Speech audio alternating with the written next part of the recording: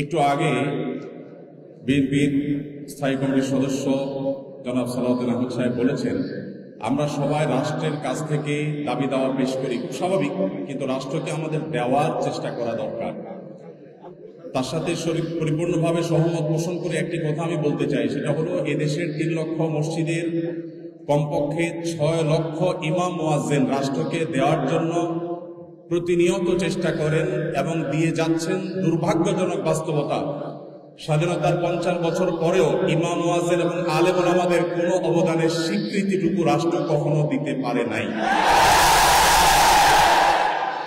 আজও বাংলাদেশের চেহারাকে যদি পরিবর্তন করে দিতে হয়, আজও বাংলাদেশকে যদি স্বনির্ভর করতে হয়, আজও বাংলাদেশের পরিবেশ সচেতনতা সৃষ্টি করে যদি সাফল্য অর্জন করতে হয়, পরিবেশ বিপর্যয় যদি রোধ করতে হয়, যে কোনো দুর্যোগ মোকাবেলা যদি সফলভাবে করতে হয়, দেশের শুধু মসজিদগুলোকে ইমাম মুয়াজ্জিনদেরকে যদি রাষ্ট্র অন করে, ইমাম মুয়াজ্জিনদেরকে যদি সে সুযোগ দেয়, তাদেরকে যদি অন্তত কাজ করবার পরিবেশটা করে দেয়, আমার বিশ্বাস বাংলাদেশের চেহারা পরিবর্তন করতে আর কোনো কিছুর তেমন বেশি প্রয়োজন হবে না।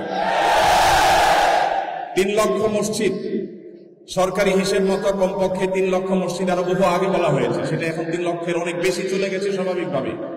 3 লক্ষ মসজিদে প্রতি জুমার দিয়ে 12:30 থেকে 1:30 পর্যন্ত এই সময়ের মধ্যে গড়ে যদি 100 মানুষ একটা মসজিদে জুমার নামাজে খতিব সাহেবের খুতবা শোনার জন্য আসেন, তাহলে 3 কোটি মানুষ হয়। বাংলাদেশের সমস্ত টিভি চ্যানেল, সমস্ত মিডিয়া একযোগে সবচেয়ে পিক টাইমে এত বেশি দর্শক কখনো পায় বলে আমি মনে করি না। এবং সারা সপ্তাহের সবচেয়ে মূল্যবান সময় বৃহস্পতিবার রাতে, শুক্রবার অফিস নেই, স্কুল কলেজ নেই, মাদ্রাসা নেই, সবাই ফ্রেশ একটা ঘুম দিয়ে, সপ্তাহের সবচেয়ে ভালো গোসলটা দিয়ে, সবচেয়ে ভালো নাস্তাটা করে, সবচেয়ে সুন্দর পোশাকটা পরে, সবচেয়ে ভালো আতর পারফিউম ব্যবহার করে, সবচেয়ে মূল্যবান সময়টা খতিব সাহেবদের সামনে গিয়ে দোজানো হয়ে বসে। পৃথিবীর অন্য কোন কৃষ্টি, কালচার, কোন সিস্টেমে একসাথে একটা দেশের 3 কোটি মানুষকে অ্যাড্রেস করার এই সুযোগ ইমাম সাহেব, খতিব সাহেবরা ছাড়ার কারোর হাতে নেই।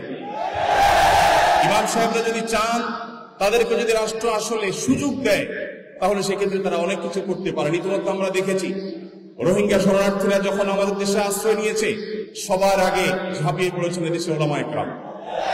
প্রতিটা দুর্যোগে ওলামায়ে কেরাম যে ঝাঁপিয়ে পড়েন, সেটা নিঃস্বার্থভাবে হয়, স্বার্থহীনভাবে হয়।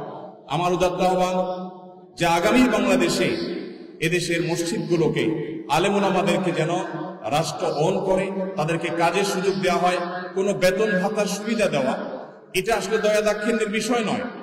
এদেশে আইন শৃঙ্খলা যতটুকু নিয়ন্ত্রণে আছে, এর জন্য আইন শৃঙ্খলা রক্ষাকারী বাহিনী, সংশ্লিষ্ট বিভিন্ন ডিপার্টমেন্টের যেমন অবদান আছে, আমি মনে করি মসজিদের মেম্বারগুলো, মাহফিলের মঞ্চগুলোর অবদান তার চাইতে কোনো ক্রমে কম নয়।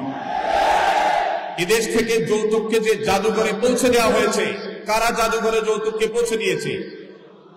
এদেশে যৌতুকের অভিশাপ থেকে মুক্ত করার সবচেয়ে বড় ক্রেডিট একমাত্র ওলামায়ে কেরামের। এখনো কোন মসজিদের মেম্বার থেকে, কোন মাহফিলের মঞ্চ থেকে মানুষকে চুরি করতে, দুর্নীতি করতে, ডাকাতি করতে, মাদকাসক্ত হতে, কোনো খারাপ কাজের প্রতি আহ্বান করা হয় না। এই সমস্ত মঞ্চগুলো থেকে বহু মানুষ খারাপ পথ থেকে ফিরে আসে। আমরা যদি একটা সৎ, দক্ষ এবং ভালো নাগরিক গড়ে তুলতে চাই, তাহলে সেক্ষেত্রে মসজিদগুলোকে আমাদের অন করতে হবে। আমি বিশ্বাস করি আগামীর বাংলাদেশে সেটি হবে, আমরা সবাই সেটি প্রত্যাশাও করি। আমরা মসজিদ কেন্দ্রিক যে সমস্ত ব্যবস্থাপনা করা যায়, পরিবেশ সুরক্ষা, পরিচ্ছন্নতা অভিযান, দারিদ্র্য বিমোচন, স্কিল ডেভেলপমেন্টমূলক বহুমুখী কার্যক্রম আমরা সম্পন্ন করতে পারি। আমি সালাউদ্দিন ভাইয়ের সাথে পরিপূর্ণ একমত। শুধুমাত্র রাষ্ট্রের কাছ থেকে নেওয়ার ব্যাপার না, আমাদেরকে দেওয়ার চেষ্টা করতে হবে, এবং আমার বিশ্বাস ওলামায়ে কেরাম সেটা করতে চান, কিন্তু তাদেরকে সেই সুযোগটা দেওয়া হয় না। এদেশের আলেমদের কোন অবদানকে আজ 50 বছরের মধ্যে স্বীকৃতি দেওয়া হয়েছে আমি জানতে চাই। দুর্ভাগ্যজনক বাস্তবতা, সেটি আসলে হয়নি। তা আমরা নতুন বাংলাদেশে অন্তত প্রত্যাশা করি যে আমরা সবাই মিলে, শুধু আলেম ওলামা নয়, সকল ধর্মের মানুষ কাঁধে কাঁধ মিলিয়ে আমাদের এই প্রিয় বাংলাদেশকে আমরা বিশ্বের দরবারে উন্নতির চরম শিখরে পৌঁছতে চাই। আমাদের পরে স্বাধীনতা অর্জন করে পৃথিবীর বহু দেশ এমন অগ্রসর হয়েছে, যেটা দেখে আমাদের কষ্ট হয়, দুঃখ হয়। আজকে ভূমিকম্পের যে ভয়াবহতা নিয়ে প্রত্যেকটা মানুষ আতঙ্কে দিন পার করছে, কি হয়েছে এদেশে? একটি মানুষের জীবন নিরাপদ করবার জন্য যথাযথ ব্যবস্থাগুলো পর্যন্ত আমরা নিতে পারিনি। আমি আশা করি আগামী বাংলাদেশে যারাই আসবেন আমরা প্রত্যেকে এই ব্যাপারগুলোতে সচেতন থাকবো। আমরা দোয়া করি আল্লাহ রাব্বুল আলামিন আমাদের রাজনৈতিক নেতৃত্বকে সেরকম শক্তি, সামর্থ্য, মানসিকতা সবকিছু দান করেন।